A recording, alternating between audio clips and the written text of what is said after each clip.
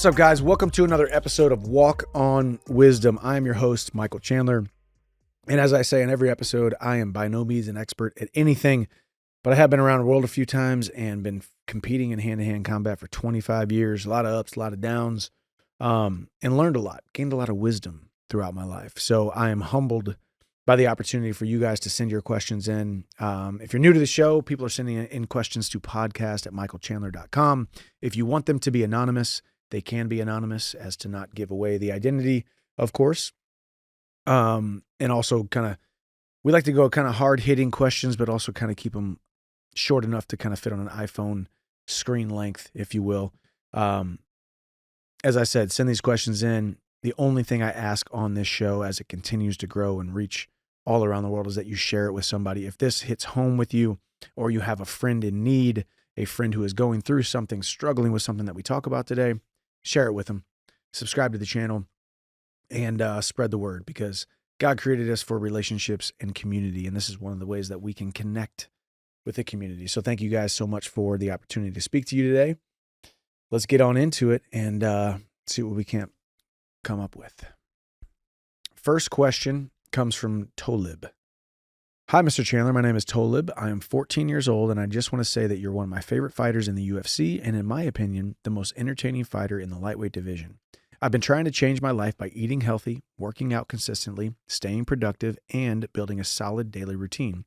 But I keep running into the same problems: laziness and a lack of motivation. No matter how many times I try to stay on track, I always seem to fall back into old habits. My question is simple. How do you battle things like laziness and lack of motivation? And if you're ever struggling with these challenges yourself, how did you overcome them? Thank you so much for taking the time to read this. I really appreciate all the inspiration that you give to young fans like me. Wishing you all the best in and out of the octagon. Sincerely, Tolib. Well, Tolib, sounds like you are battling with what we call the human condition. We are all prone to wander, and we all have different seasons where we are 100% on track. We are 100% firing on all cylinders. We are motivated. We are built up. We are fueled up. Our cup is full and it is running over, and we are absolutely laser focused on what we want to do. And then all of a sudden we have seasons of lack, seasons of laziness, seasons of lethargy, seasons of idleness. And while sometimes I do believe that we are our own worst enemy, and we make bad decisions, and we fall into the same old habits, and we break promises to ourselves, sometimes we need those seasons as well. And like you said, you've been trying to create healthy habits, eating healthy, working out consistently, staying productive, and building a solid daily routine, which I do think is so important. A few things that you do every morning or every night or maybe middle of the day where there's something solid, there's a solid non-negotiable standard that you set for yourself where you say, this I'm going to do every day. Even if it's taking a nap, even if it's 10 minutes of journaling, even if it is shutting off your phone for 5 minutes so you don't have any contact with the outside world, whatever it may be, taking a walk. My friend John Gordon does a prayer walk every morning. That's what he likes to do. Can't really start his day, or doesn't start his day on the right foot if he doesn't get done with it. Obviously, it gives him time to pray and spend time with God, but also be out in nature. And that's just his kind of solitude time where he's walking one foot in front of the other, doing something consistently in a daily routine. But you say you're trying to do all these things, but you keep falling back into old habits. You keep falling back into laziness and lack of motivation. And what I would say, Tolib, is show yourself some grace. Show yourself some grace, even when you break promises to yourself, even when you know you look back at 1 week and you weren't as productive as you wanted to be, or you hung out with those people, did those things, were in those environments that you know doesn't fill your soul or fuel your soul, and it only sends you downward toward self-deprecating actions and thoughts. Show yourself some grace. Because we can't be on and 100% motivated and 100% perfect all the time. You know, I liken my life the way it is designed by training camps, right? When I am in training camp, there is not a thing on this planet that can deter me from what I have to do. I'm going to eat perfectly. I'm going to sleep perfectly. I'm going to supplement perfectly. I'm going to train hard. I'm going to get myself outside of my comfort zone. I'm going to recover properly. I'm going to visualize. I'm going to pray. I'm going to only ingest things that are positive, and I am just an absolute weapon for those 10, 12 weeks when I'm focused and training on a fight. And then I get done with the fight. And after feeling like a robot who's done things perfectly for 10 weeks, 12 weeks straight, I give myself the leash, the leeway, and the permission to, I wouldn't even call it slack off necessarily. I would just call it be in a different mindset and mentality. I just spent 10 or 12 weeks being the best dad that I can, but I'm still not the best dad that I know I can be because I'm not 100% focused on my children and my wife and my family life, because I have to be selfish in order to be selfless when I get done with a training camp. And to unpack that a little bit further, I know I have to do every single thing that I possibly can in order to put myself in a situation, in a position to win on fight night. And with that comes sacrifices. With that comes not being home all the time. And even when I am home, not being 100%, I guess you would call it, comfortable / available emotionally and physically, not being as fun as I normally would be outside of a training camp. And I know that about myself. And I think admitting that and realizing that God created me for this sport and to do what I do. And sometimes that's going to come with sacrifices, just like your job. It doesn't matter if you're in finance. It doesn't matter if you're in the business world. It doesn't matter if you're in the media world. It doesn't matter what your vocation is. When it's time to work, you got to work and you got to stay focused. And your family life or your faith or your relationships and those things have to go on a back burner in order for you to be selfish, to pour yourself into those things, and then come out of those seasons where you can take a little bit of a recharge. And, Tolub, I would say, show yourself some grace and acknowledge when you're being lazy. Acknowledge when you break a promise to yourself. Acknowledge when you start lacking motivation. And really, I think motivation and laziness kind of come from the same spot. You can't be lazy and motivated at the same time. You can't be motivated but then be lazy, if that makes sense. And I think a lot of times we talk about this buzzword motivation or inspiration, and it doesn't mean a dang thing, honestly, because you can be motivated all you want, but if you don't take action, if you don't put together a plan, if you don't move forward and take action and make decisions and make choices, then the motivation ain't going to get you to where you want to go. Motivation leads to action, needs to lead to action, and action needs to lead to fulfilling your purpose in life. So I would say acknowledging the laziness, acknowledging the lack of motivation, and then showing yourself the grace and saying, okay, tonight really will end tonight. The sun will go down and it will come back up tomorrow, and I will have another opportunity. Every single day is one more chapter. Every single day is one more opportunity, and you're going to fail. You're not going to do what you said you're going to do at times. You're not going to hold the standard all the times. I'm known as the hardest worker in the room, the guy who does things right, and I do when it comes to mixed martial arts, when it comes to my training and my preparation, and even in my personal life and my business life and all these different things. But, I've got these seasons where sometimes I get so busy and I'm focusing on the wrong things, and only by focusing on the wrong things can I know what focusing on the right things feels like, if you catch my drift, right?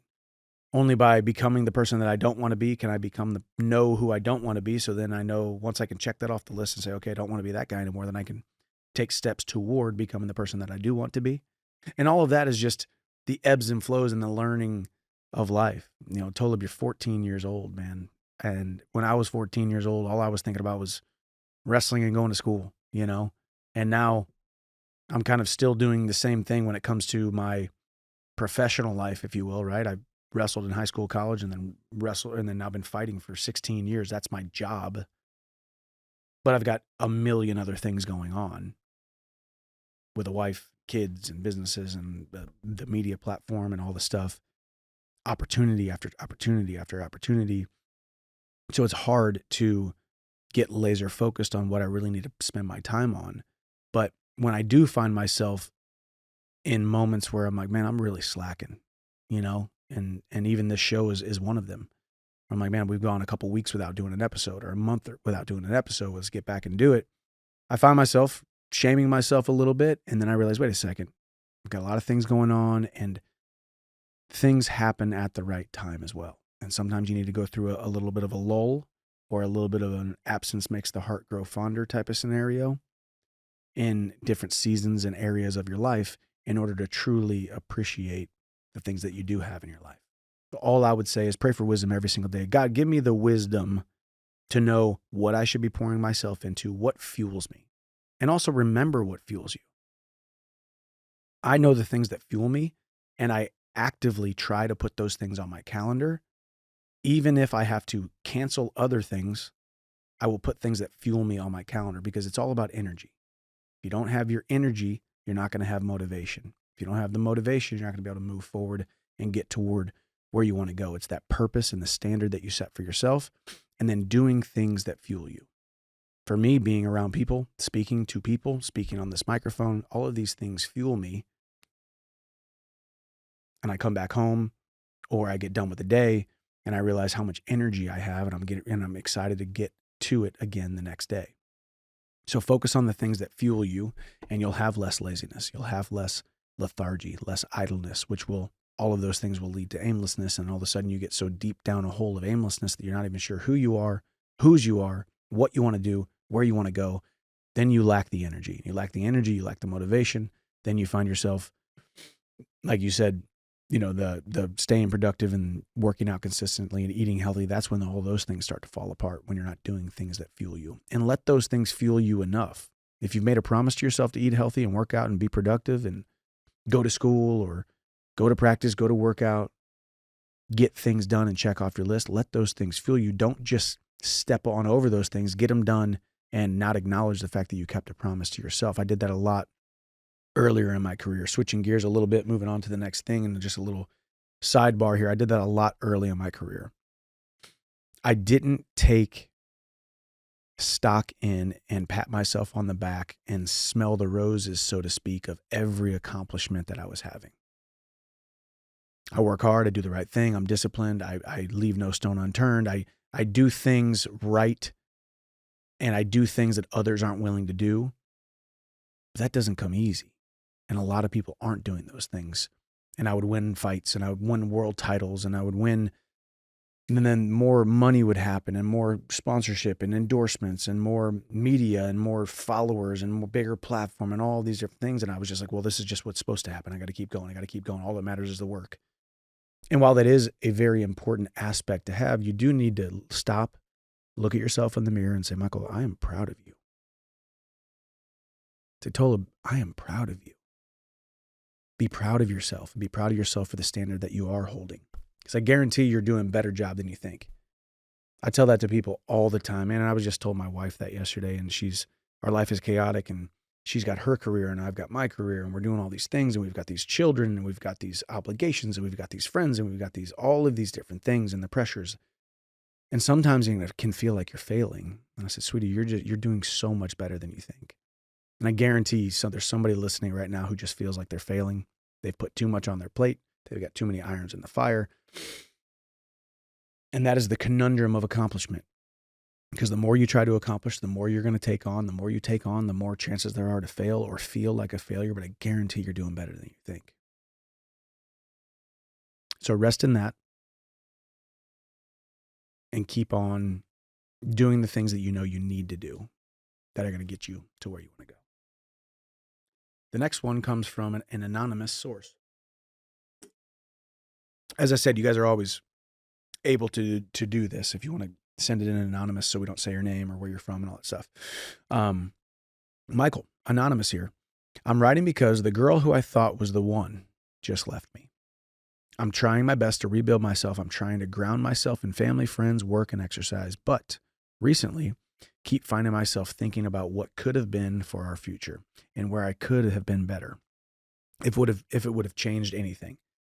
I'm trying to hold on to the idea that maybe this door was meant to close and that maybe there is something I can learn from it. Do you have any advice for me? All the best, anonymous. Man, these are always tough ones because we can talk about physical pain and we can talk about setbacks and we can talk about failures and we can talk about all these different things, man, but the heartbreak ones are so dang painful. And I know there's someone listening right now who's like, man, I remember my first heartbreak. Heck, I remember my third one as well, you know. Heartbreak ones are so tough because there's nothing you can really tell somebody when they're going through that, a true heartbreak where it's like, hey, this is the one. I'm in love with her. I want to be with her. She checks all the boxes. I see our future together. I want her to be the mother to my children. I want to be the father to our children, and the little house that we're going to have, and the white picket fence, and the little future, and all the little things that are going to move toward this big old beautiful grandiose idea of this love story. And it's so painful when it ends. But I'd say right now you're on the right track. The most important thing that you can do is realize what you can learn from this loss, what you can learn from this process, and what you can learn from this heartbreak. Because ultimately, too, I do believe that every time the heart breaks, it grows back stronger. Every scar that we have lays down scar tissue, and that area of the skin grows stronger. Galvanized by the fires of the pain and the setbacks, the heartbreak, the failure, the tears, the pain, the things that you need to focus on, though, is already what you've already laid out here. Spending time with your family, your friends, get some work that fulfills you, and exercise. The exercise to build up your body, to make your body feel great, which makes your mind feel great, and your mind feels great. And then you do better work. You're a better friend. You're a better family member. You're a better contributing member of society. And I always like to bring up, too, when we're talking about the breakup questions, I don't know if you deserved her or not. I don't know if she was a keeper. Maybe she was just real good looking and you were infatuated with her, but she wouldn't have made a great mom, a great wife. We don't know any of these things, right? But one thing I do know is that, when you're young, women will come and go, and relationships will come and go, and the dates will come and go, and all that. But the most important thing is, who are you behind closed doors? Who are you in your mind? Who are you in your heart? And what can you learn from each relationship, each season, each person in your life? And there's nothing more important than a man who can stand confidently on his own 2 feet and say, yeah, I am heartbroken. And yes, I do miss her. And yes, she was beautiful. And yes, I did have all these grandiose ideas. But if it's supposed to work out, it's going to work out. And sometimes it's the right person at the wrong time, or sometimes it's the wrong time, the right person, or the right person, wrong time, right time, wrong person. But you don't really know until you look back. You don't really know until you do walk down the aisle and you do put the ring on the finger and you do make the promise before God. To look back and say, man, I'm glad that happened, because now I know who I didn't want to marry. And I'm glad that happened because now I know that I don't want to be that guy. I don't want to be that man. I don't want to be that partner. I don't want to be that. That guy was not indicative of the type of husband and the leader, the servant leader that my future wife deserves. And as you said, you're trying to hold on to the idea that maybe this door was meant to close, and that's some very good wisdom. Maybe it was meant to close. God, I thank God so many times doors closed on me. So many times. Through the pain, through the confusion. And there's somebody sitting in their car right now listening and saying, preach, brother. Because those times when that door just gets smacked in your face and you're trying to open it and it's locked and you're looking for the key and you can't find it. Thank God I didn't find the key. Thank God I didn't have a sledgehammer I could break down that door. Because some doors aren't meant to be open. Or they are meant to be opened. It's just not the right time yet. And it's not your job or your prerogative to know when that right time is. It just happens when it's supposed to. So I do feel for you when you're going through a heartbreak, but ultimately too, just as I watch my sons fall and skin up their knee, I go and wipe it off and clean it up and put a Band-Aid on it. Part of me is like, I'm glad that happened. Add a little bit more toughness, a little bit more trial, a little bit more layers to their human. So I hope that helps. And as I said, these heartbreak ones are tough, because there's nothing probably more painful than that. But then also realize that there's a lot of successful married men and women out there who were, thank God that they went through the heartbreak so that they could then have the actual true person that they were supposed to be with. So rest in that. And most importantly, continue to build yourself up, because there's nothing more impactful than a man who can stand confidently on his own 2 feet without a woman. Doesn't need a woman to complete him. He already is confident on his own 2 feet. And then she just comes in and absolutely makes life 1,000 times better. Next one is from Azim. Hi, Mr. Chandler. Big fan here. I am 17 and have trained judo, BJJ, boxing, and Muay Thai.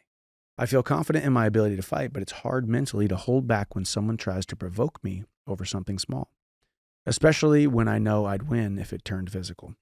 Recently, a guy in line mocked my unusually deep voice after I politely let him go ahead after he said that he stood there before. I was furious and wanted to react, but I stopped myself, knowing it wasn't worth the consequences. Even though I know I did the right thing, it still bothers me. Like I let it slide. How would you deal with something like that? Thank you so much for your attention. Well, first of all, Azim, I don't think there's anything wrong with having a deep voice. Secondly, there is nothing that I love more about, I would say, my abilities, how trained I am, how dangerous I am, I have a propensity for violence, almost even an affinity for violence if it came down to it, that I know I could protect my wife and children, that I could protect the innocent, stand up for the helpless, and I am a dangerous man. But there's nothing more beautiful than a dangerous man who can have self-control, who does have self-control. And yes, it's going to bother you. Sometimes you're going to question it. I've definitely questioned it. Now, not physically. I am to the point now where I have so much to lose that I would never in a million years get in a physical altercation. Now, maybe I wish I would have said something, kind of like in the movies, which never works out in real life. Like in the movies where they comes up with some really cool, awesome comeback and you just make a big bully feel like this big. I've definitely had those moments, but definitely nothing physical. And I think, Azim, you do have a lot to lose. There are consequences. And also the violence never, ever solves any problems in these kind of scenarios. And there's nothing more beautiful than a man who is trained in judo and BJJ and boxing and Muay Thai, and you probably could have taken his head off with one kick or broken his femur with one leg kick or kicked him in the chest like King Leonidas. There's no doubt that you probably could have done that. But being the bigger man, standing down, even in the face of, being laughed at or mocked or pointed fingers and it looked like you got quote unquote punked. I've been punked many times actually in the last 10 years or so, where someone does something or says something and it's just like, wow, dude, you didn't do anything. I'm like, yeah, what am I going to do? You think I care that this Billy Bob Joe guy is having a bad day and he wants to take it out on me and say something about me? That's fine. Knowing full well exactly what I would be able to do with him with both hands tied behind my back. There's nothing he could stop me from doing to him. But there's something beautiful about a man who has self-control. Master over thyself. Master over thy emotions. Master over thy rage and thy anger. It's much better to be a warrior in a garden than a gardener in a war. And most likely, the bullies or the guy who mocked your unusually deep voice, as you say, is most likely a gardener in a war. And it's his own fears and it's his own doubts and it's his own insecurities that make him feel as though he needs to say things to try to get one up on you, to be the cool guy. Been around a lot of cool guys in my life. Turns out I'm where I'm at, and they're where they're at for a reason. So think about that, and I'm glad you didn't kick him in the face. Next one, Bailey. Hey, Michael, can you walk the listeners through "See You at the Top," what it means to you, and how and why it became your catchphrase?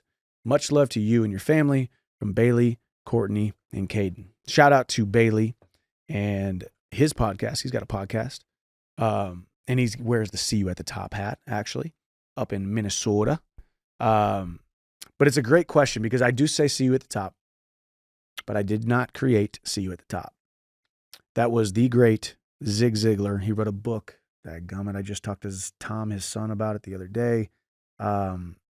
Late 80s, late 70s, he wrote a book called See You at the Top. And I actually have a old, smelly, dusty version of it, like 1970s, 1980s, that I've read a couple times and marked all the way through it. And that's where it came from. My longtime mentor and friend, Chris Patterson, introduced me to his work, Zig's work, when we first met about 15 years ago. And I just loved it, man. I love to See You at the Top.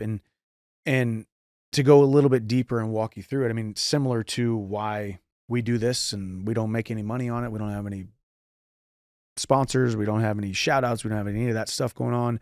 This is just to bring you guys to the top with me. And of course I get the haters say, hey man, I'll see you at the bottom. You lost a fight and all these things. You aren't anywhere close to the top. And that's fine.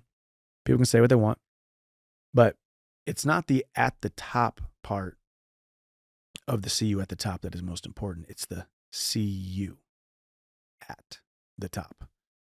The see you part of the See You at the Top that is most important, because I do believe that I've been given a voice. I've been given some abilities. I've been given some gifts to be able to do what I do and bring as many people on this journey with me as I possibly can. Because truly, I always think about this vision that I have, that if I climb this metaphoric mountain and I get to the top and I look to my left and I look to my right and I don't see any of you guys there with me, what did I do it all for?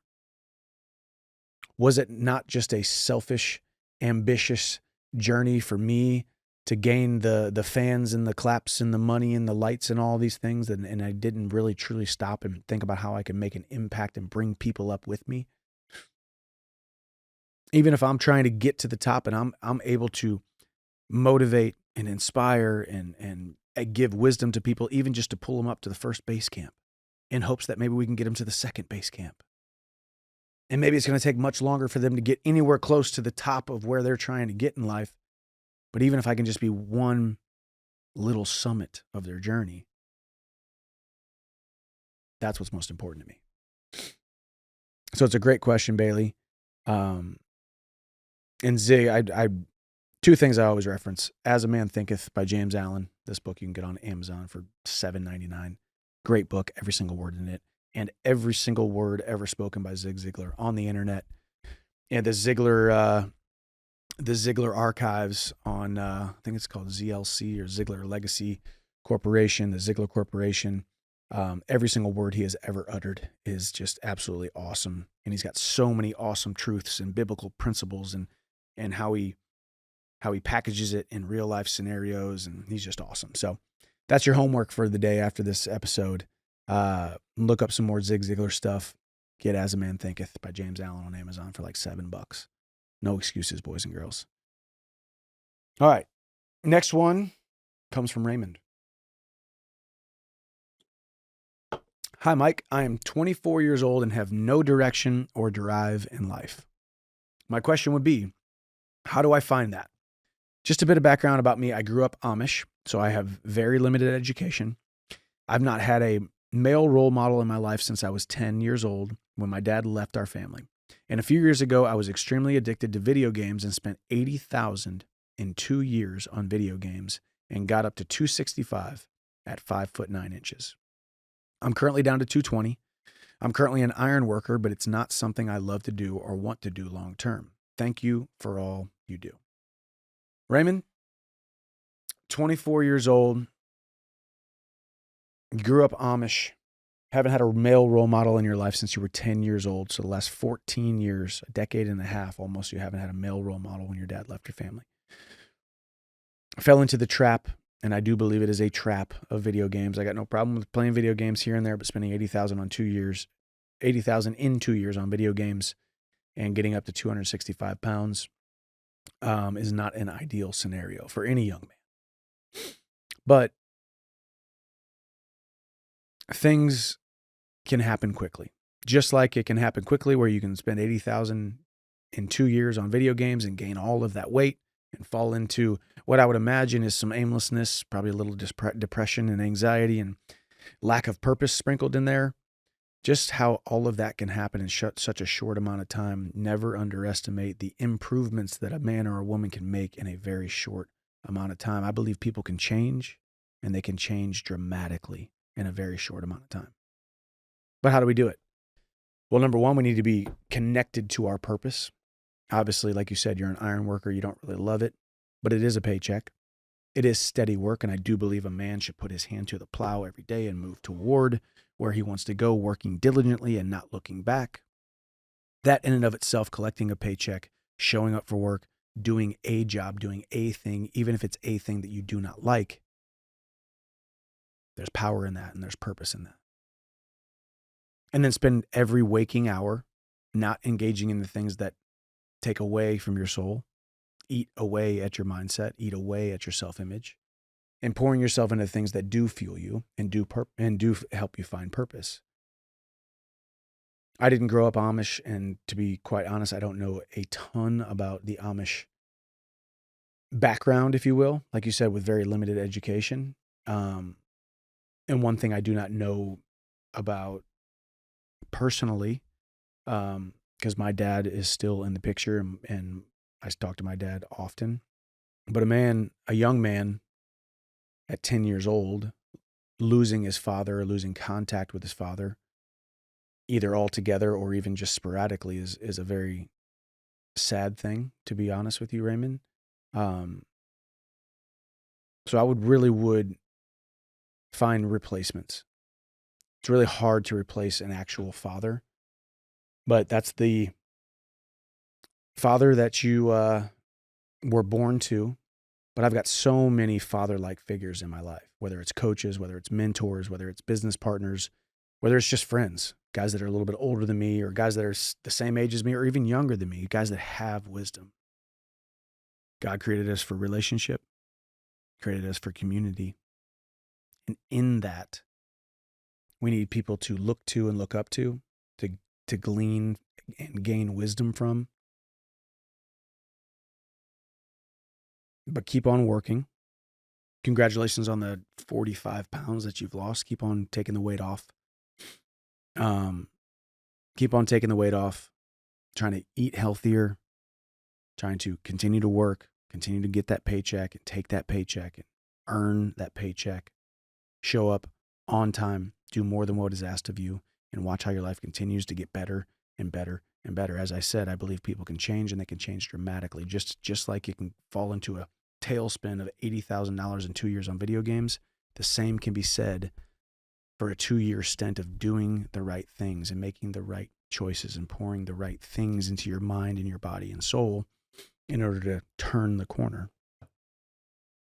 Like I said, I don't know a lot about the Amish culture. So I'm sure there's a lot of challenges that come with that.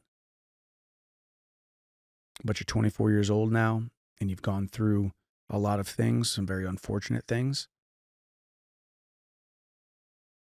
But I do believe that you will be able to turn a corner, find more purpose in what you do, but keep on working. Keep that iron worker job until the right time. Find some role models, find groups, find people, find places, find things that fuel your soul. Get a community, get into relationship with people that fuel you. And those are just a couple of the things that I would say, because all of those things are unfortunate, and there really wasn't a question in there. But I do want to encourage you. I want to encourage you that people can change, and they can change dramatically. And that's the third or fourth time that I've said it in this question, and it may be for Raymond, but it also may be for somebody who's listening right now who's like, man, I really messed things up. Look what I did in this short amount of time, how much time I wasted, how much weight I gained, how much money I lost, or how much idleness I've had. What am I going to do with my life? Am I going to keep heading in that direction, or am I going to make some changes that make it start propelling myself toward a forward and upward trajectory? So thank you for sending in the question. Connect yourself to purpose. Connect yourself to that paycheck. Connect yourself to healthy lifestyle choices that fuel your body and your mind to continue to move forward. Excuse me. The next one is from Augustine. Thanks for your podcast. You have a great outlook on life. Last year, I met this beautiful woman. She was amazing, sweet, loving, and caring. She had a joy for life that was contagious. She always had this big, perfect smile. I thought that I was finally done with dating, clubbing, and meeting girls. I had found the one and she had found me. She left me, saying she doesn't want to be in a relationship. It broke me. Until this day, I can't get over her. Do you have any thoughts on getting over a woman? Anything that would help me? I feel stuck trying to get her back. Can't stop thinking of her, and it's horrible. It's been almost a year. Well, Augustine, sounds like we're going through a little bit of a heartbreak. Sounds like we're going through a little bit of a letdown. She was beautiful. She was amazing. She was sweet. She was loving, and she was caring. And she had that big, perfect smile. I can tell you this, there's a lot of amazing, sweet, loving, and caring and beautiful women out there with big, perfect smiles. So obviously there was probably, hopefully, something more about her than kind of the physical aspects of her. But also, I've answered this question a couple different times, and I thank God for unanswered prayers in my past. I thank God for doors smashed in my face. I thank God for the no's that I received. And I thank God for all of those in my wife's life as well, because we found each other, and it has been the perfect union and the best thing has ever happened to me in my entire life. I do believe that when you go through these type of scenarios, as I've said, it's all about personal accountability. It's all about building yourself up during these seasons, especially during these seasons, because when everything's going well, everything's firing on all cylinders in your personal life, your private life, your professional life, your finances, you're winning in all of these different scenarios. It's really hard to see these blind spots that we have, and we've all got them. I've got them, you've got them, everyone listening has them. And it's really hard to see them when things are going really, really well. You just keep winning. You just keep succeeding. Things keep working out. So we have to go through some of these things where you get little bit of a gut check in an area of your life to really say, okay, well, how do I take stock in and look at this and really write it on a piece of paper and look at it all and analyze it, and how I could be better, how I can fix some chinks in my armor, fix some of my weaknesses. And I shouldn't say fix. I mean, I would say increase some of my weaknesses, right? You say fix, then it sounds like, well, it's 100% perfect. You're not going to be 100% perfect in all these areas of your life, especially in every season. But when it comes to matters of the heart, the best thing a man can do is be confidently standing on his own 2 feet.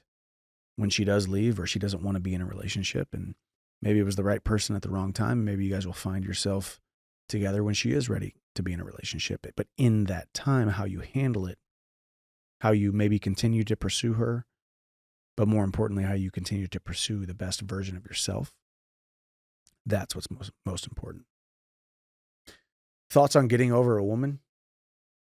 Same exact thing as me getting over a loss, me getting over losing money in an investment, me getting over some bad media, me getting over a failure in any area of my life, a failed relationship or a failed, dating relationship, or a girl saying, I don't want to be with you because I don't want to be in a relationship, is different because it's a little bit more emotional and it seems bigger, but it's the same exact process of getting over any loss. Number one, don't hide from it. Acknowledge it. Talk about it. Speak about it. Seek wise counsel about it. Number two, realize that you probably got some things you need to work on. You probably got some areas that you could be better at. You've probably got some growth to have in certain areas, but don't forget that you are still you. Just because she doesn't want you doesn't mean you're not awesome. Just because I lose a fight doesn't mean I'm not a good fighter. Just because I lose money in an investment doesn't mean I'm not business savvy. Just because I don't get the role doesn't mean I'm not good enough. It just means that wasn't the right role for me. You are still you before and after every setback. You still have the same amount of skills. You still have the same amount of abilities. You still have the same amount of gifts. And it's only by forgetting how good we are or how destined we are for greatness that we can fall into those self-deprecating downward spirals. So getting over a woman is just like getting over a loss, a setback, and all these other things. The process is still the same. Put your pants on one leg at a time, just like every other human being. Realize that every single person that you have ever looked up to, ever admired, want to emulate, want to be like, want to follow, they've all probably had their heart broken at some point or another. They've all failed. They've all been knocked down to their knees and they pulled themselves back up. And that's why we admire them. That's why we want to fight. That's why we want to follow them, not because of the virtual certainty of their successes, that they always win, that they're undefeated, they're unblemished, they're unscarred, but because they're scarred, because they have their blemishes, because they have their setbacks. That's why we follow people. The underdog success stories coming back, the phoenix rising from the ashes, those are the stories that we love. So whether it's the matters of the heart and losing the girl that you want to marry and she's beautiful and she's amazing and she's sweet and she's got this great smile, or whether it's failing in business, failing in a relationship, failing in any area of your life. As you said, you feel stuck trying to get her back. You can't stop thinking about her, and it's horrible. And that's the thing about ruminating over any kind of loss. It seems as though every thought, every brain wave, every synapses, neuron firing in our brain revolves around that thing, that person. I've sat here at this desk and unpacked the last loss for hours. But by going through that process and not hiding from it and acknowledging it and not just going about my business with this deep scar on my face, but deep scar in my heart and soul, I can unpack it. The grip that is so tight that it has on me starts to loosen and loosen and loosen, and I can let it go because I'm acknowledging it. I'm giving a keynote this weekend, little sidebar here, but I'm giving a keynote this weekend at Vibe Conference. By the time this airs, I will already have done it. But I talk about those 3 mistakes that I made after my first loss. Going into my mixed martial arts career here a little bit, got shot out of a cannon. My first 12 fights, I became 12-0. My 9th fight, world champion, beat Eddie Alvarez, top 3 in the world, top 5 in the world at that time. And I was finishing fights very quickly. 12-0, 10 finishes, 7 or 8 or something in the first or second round. So to say that I got used to winning and winning quickly and winning dominantly is an understatement. And then I had that first loss, and all of a sudden, all the work I did, all the accomplishment I had, all the skills I had, all the confidence that I had, the self-image that I had, everything absolutely crumbled. I lost that first fight. Eddie Alvarez got his hand raised. And not only was I dealing with the physical wounds of both eyes swollen shut, stitches above and below both eyes, inside my lip, outside my lip, but I was dealing with the emotional wounds of, well, this is embarrassing. This is shameful. I don't even deserve to be in public. I don't deserve to do media. The World MMA Awards were calling me saying they wanted me to walk the red carpet, get all dolled up with my wife, walk the red carpet, accept my award for Fight of the Year with Eddie, and also present an award to someone else. Didn't answer, didn't call anybody back, just went into hiding. Media was calling me, wanted to do the interviews, didn't call anybody back. Friends were calling me, the ones that love me and support me, whether I win or lose, wasn't answering, wasn't calling them back. Wife would ask me. I could hide from everybody but my wife because I actually lived with her in the same house, but I was kind of hiding from her as well because she'd ask me how I was doing, and I would just give a half-hearted lie of, oh, no, I'm doing good. Everything's fine. I'm doing good. Right? So I went into hiding, and then all of a sudden I had this skill amnesia where I thought, well, maybe I'm not as good as I thought. I had the same amount of skills walking into that cage as I did walking out, but it was only my perception of the skills that I had.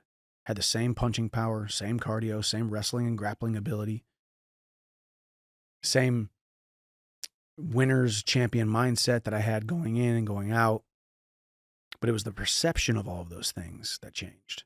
And then I found myself in this comfortable jail cell of self-pity, which is exactly what Augustine is talking about right now, feeling stuck and trying to get her back, and you can't stop thinking about it, and it's horrible. And that ruminating of sitting in that comfortable jail cell of self-pity where you're sitting, imagine yourself sitting in this jail cell and it's cold and it's dark and it's damp and it's concrete and it's not where you want to be, and you're sitting on this nasty little mattress and you're sitting there not taking accountability for your own actions. You're only wondering, well, how can that person change what they think, or that person, I wish they wouldn't have done that, or if it wasn't for the economy, or if it wasn't for me, it was the judges or the referees or my training staff or my training coaches or my training partners. If they would have trained me better and we had a better game plan, we would have probably won the fight. And you start blaming people and pointing the finger.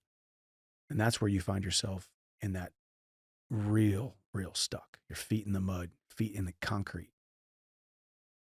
It's only by standing up and walking towards the door with the key in your hand, because the key is in your hand. That door's locked and you're in the comfortable jail cell of self-pity, but you do have the key in your hand.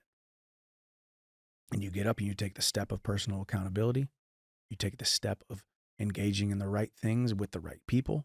You take the step of self-reflection. You take the step of working on yourself. You take the step of being connected to your source, whatever that is. You take the step of taking control of your health, taking control of your finances, taking control of your emotions. You take each one of those steps toward that door and you unlock the door and you let yourself out. So whether you have had your heart broken, like Augustine has, or you're feeling stuck in the last setback that you've had, those three things: going into hiding, having skill amnesia, forgetting that you are still you, whether you win or lose, and then starting to blame other people and feeling sorry for yourself. And I think most importantly, that first step right away, and that's why, guys, if you don't know who Bussin' with the Boys is, Will Compton, Taylor Lewan, great friends of mine, former football players in the NFL. They got an awesome podcast. You guys should check that out. They're right down the road. They have awesome guests, but I go on their bus. They film their podcast in a bus. I go on their bus the Monday after, Monday or Tuesday, usually Monday, depending on travel schedule. I go on their bus right away after every single fight, especially the losses. Because what I realized early in my career, just as I said earlier about that grip, the loss will grip you and it will squeeze you and it will squeeze the life out of you unless you start talking about it. And every time you talk to somebody about it, because as you're talking about it, it takes its grip off of you. As you're talking about it, you're acknowledging, you're admitting. 12 steps of Alcohol Anonymous, right? The first step is admitting that you have a problem. Kind of similar, not the exact same thing, but there's power in the admission. There's power in talking about it. There's power in doing media about it. When I get on a microphone and my face is all torn up and I just lost a fight 48 hours ago, fell short in front of a bunch of people, basically wearing my underwear and a mouth guard in front of all these people in an arena somewhere, getting laughed at and mocked and finger pointed out the arena. I failed while daring greatly, and I take the grip off of that. I take the grip of the loss off of me by speaking into a microphone and talking about it with my friends on a public platform. But it doesn't have to be a public platform. What I'm getting at is spend time, a little bit of time self-reflecting, yourself, your journal, your God, your prayers, your mind. Acknowledge it. What could I have done better? Where are the chinks in my armor? Where can I be better in the scenario? And then talk to friends about it, seek wise counsel about it, find mentors to speak about it, and watch the grip of that loss go away. Because there's no shame in getting your heart broke. There's no shame in losing. There's no shame in having setbacks. Trying to realize that failure is a prerequisite to success, and that failure that you have today feels so big and it feels like the end. Every fight that I lose feels like the end. Every bad training session that I have feels like the end. So you can find yourself in these scenarios where you're like, gosh, this was the end all be all. This is the one that's going to break me. This is the one that's going to finally end this entire big grandiose plan that I have. And it turns out it wasn't at all. It was a blessing disguised as defeat. It was a blessing disguised as a setback. We got about 10 minutes till we hit an hour, so I'm gonna go ahead and tell you guys another story, actually, because like I said, I'm doing a keynote this weekend, and the theme is overcoming failure and fighting your way to the top. And so we talked about the 600. Well, I went 688 days without winning a fight. I actually lost that first fight to Eddie Alvarez, made those mistakes, went into a downward spiral. I was losing the battle between my cauliflower ears, losing the battle in my mind. And then I lost a second fight and a third fight, went 688 days without winning a fight, come back, win the title, which I won 3 times, which always sounds cool, but on the surface, but actually at a deeper level, you can only win the title 3 times if you lose it a couple times. So I had to lose it a couple times to win it back. And I remember fighting Patricio Pitbull. I'm the champion, and I've got the belt. He's a featherweight. There's a language barrier. I beat his brother twice. So I talked about, beating his family, or I said something, and he interpreted it as I was talking about his family, like wife and kids and stuff. Was not at all, for the record. I was talking about his brother. So then it became this real big animosity thing, and the media ran with it, and the Bellator ran with it, the promotion ran with it, and that was kind of what they were going to build the fight on, which I didn't like at all, but it was part of the process, and I lost that fight. Stepped into the cage 1 minute into the fight, got hit behind the ear, went down, he threw a couple punches, ref pulls off, and I'm like, what the heck just happened? It felt like the worst loss of my career because of the animosity, because losing to a featherweight, a guy a weight class lower than me. But it's fighting. It's the game of inches. Anybody can lose on any given moment, and that's why we love the sport. But that loss felt like the end, because you're not just messing with your world ranking or your ranking in the promotion when you lose to a guy a weight class below you. It kind of starts changing everything. Like, how good is this guy if he loses to a guy a weight class below him?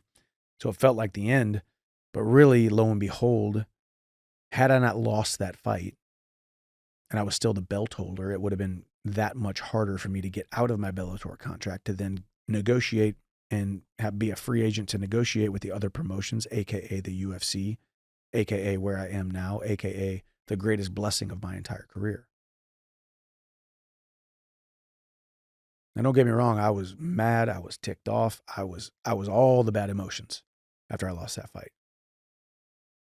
Embarrassed, shameful, all of those different things. I'm not saying, I don't give you this story like I've learned all these lessons and then all of a sudden I'm just bulletproof. I'm able to be like, well, it's all good, man. I lost a fight. No big deal. No, I don't want to lose. I want to win. However, had I not lost that fight, I don't know if I'd be sitting here today having all these fights in the UFC the last 5 years. Yeah, 5 years. Because I may have been stuck in that Bellator contract, because when you have the belt, it's that much harder to get out of the contract.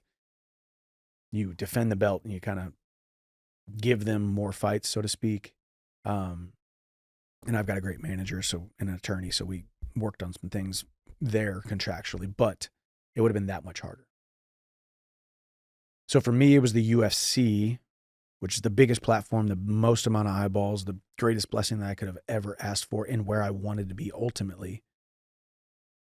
But it's just coincidental that I had to go through that loss, that pain, that embarrassment, that shame, that horrible identity crisis that I had losing that fight in order to get to the UFC.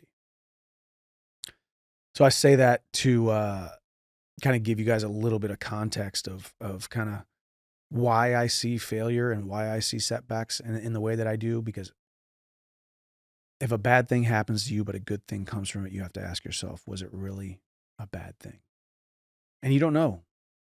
You don't know how the story is going to end while you're in it. You don't know how your story is being written while you're in it. It's only by getting on the other side of a story, or the other side to the next chapter, to look back at the previous chapter, to realize how the plan worked out perfectly. So I say that to impress upon you guys that as we are doing life, as we are growing, as we are striving, as we are failing, as we are having setbacks, as we are winning, and then as we are losing, and how life is this big, beautiful conundrum of win, loss, setback, failure, pain, joy, happy tears, sad tears, and everything in between. It's unique. It is unique to human beings because we are created in the image of an almighty God who has given us the abilities to persevere And only by the setbacks and the troubles can we have perseverance. And through the perseverance, we create strength. And through that strength and the strength through struggles, we create the hope that we can have. And I have the hope that I have now only because I went through all of those things in my past. And they weren't that bad. They really weren't that bad. I sit here today and I know we've got listeners and we've had contributors who have sent in questions where people have gone through some tough things. Talk about, was it Augustine? No, sorry. Raymond, his dad leaving when he was 10 years old. That's way worse than losing a fight. We've got people on here who've lost their wives, and we have people on here who've lost their parents, and we have people on here who've gone through some real trauma and real pain. It sounds very, cliche to say, but if you took all of your troubles and you threw them in a pile, or actually if you were standing in a room with everybody in the world and they threw all their troubles into a pile, you would take your troubles every day of the week, most of the time. And there's some few outliers out there who have been through some much worse things than you. But ultimately, we can become so self-consumed. And I don't want to say selfish, because it's okay to realize that, man, I've been wronged. Man, I got screwed over. Man, I have been taken advantage of. Man, things have happened to me that weren't just bad luck, but it was just really, really bad things that have happened to me because of other people, because of other things that have happened. But your problems may not be as bad as you truly think that they are, because we can become so self-consumed and so hyper-focused on our problems. And the best way to do that is continue to get out. Don't hide from them. Acknowledge them. Speak about them, because there is power in the words that we speak, and there's power in the pen of writing them down and loosing them. You loose those things, loosen them up, and it loosens the grip on you by talking about it, professing it, admitting it. And that's one of the first steps to moving past things. So, I appreciate you guys and me sharing some of my story. And kind of those two stories are two of the kind of the biggest moments in my life. There's another one that I'll share on some other episode, and I'm going to share it this weekend at my keynote that I'm doing. But so many blessings have been disguised and wrapped up in defeat for me.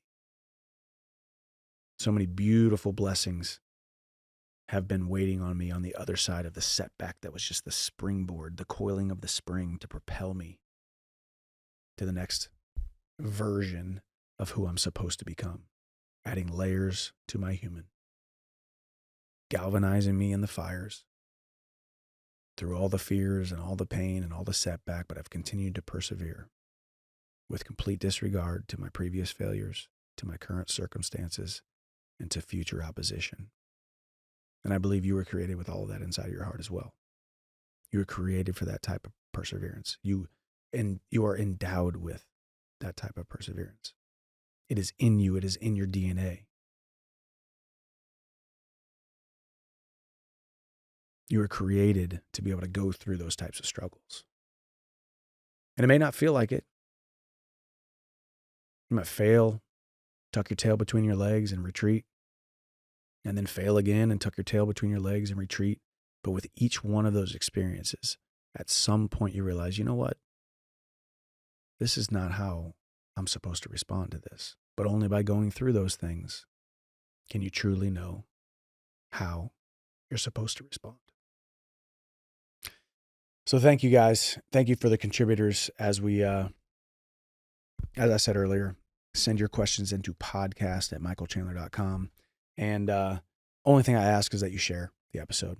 If you know someone who's going through some things, just suffered a setback, just got punched right in the mouth, got beat down to their knees, and they need a little bit of encouragement to help them take that first step to step up.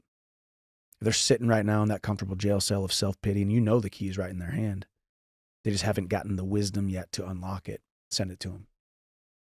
If there's somebody who has forgotten who they are, they don't realize how talented they are because they just had a setback or they're going through something, some type of failure,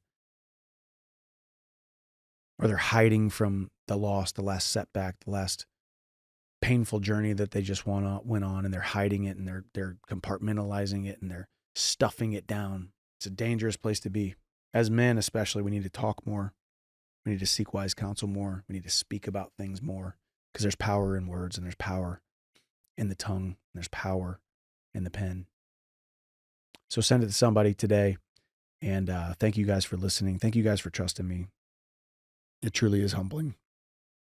Every time I read these and you guys are listening to the show and you're getting so much out of it, and we're going to keep on doing more and more consistently. But you got to keep those questions coming in. So send in your question. It only takes a second.